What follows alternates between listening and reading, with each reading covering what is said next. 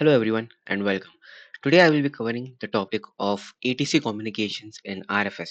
So today in this video I will be covering how to communicate with ATC request for clearance or departure and what procedures and steps you should follow in order to be accurate and the correct way and the correct steps to follow for ATC communications. And this particular video is limited to ground and departure, that is ground and takeoff process. I will be releasing a part 2 for arrival and landing and taxi to gates, that is for basically approach and arrival.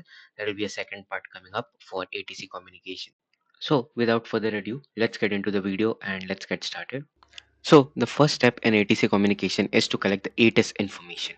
ATIS information is basically the details that is provided to the pilot regarding the weather, temperature, dew point, etc. Basically how the weather is and what to expect. So now that we have the ATIS information, we need to contact the ground. The first step is to request for clearance. Clearance is basically you are asking the ground ATC to clear you to your destination, and it gives you the details on what route and path you need to follow after departure.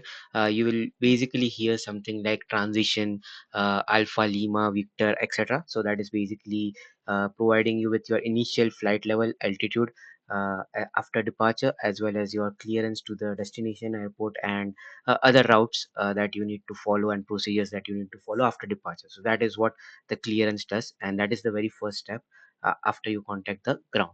Now, once you have completed all your boarding and loading process, you can call the pushback truck and start requesting for pushback. So the next step is to request for pushback. Once you receive the clearance for pushback, you can start your pushback. And once the pushback commences, you can request for startup. Startup is basically starting your engines, and of course, pushback is basically pushing back from the gate. Once your pushback is complete and you have a good start on your engines, next step is to request for taxi to the holding point. So once you receive your clearance to taxi to the holding point, you can start with your taxi and taxi towards the holding point. Once you are at the holding point, as you can notice over here, I will be contacting the ground and informing them that I'm already at the holding point. So now the ground will ask you to contact tower for your departure clearance and takeoff clearance. So once you receive the frequency, or once the ground asks you to contact tower, the next step is to go back, select the back option, and click on the tower frequency and click on departure, basically requesting for your takeoff clearance. And once you receive the takeoff clearance from the tower, you can commence with your takeoff.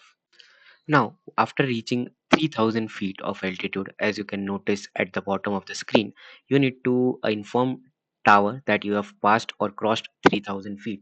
Now the tower will ask you to contact departure. So go back and contact the departure frequency. And after contacting the departure frequency, you will need to click on the option of departure.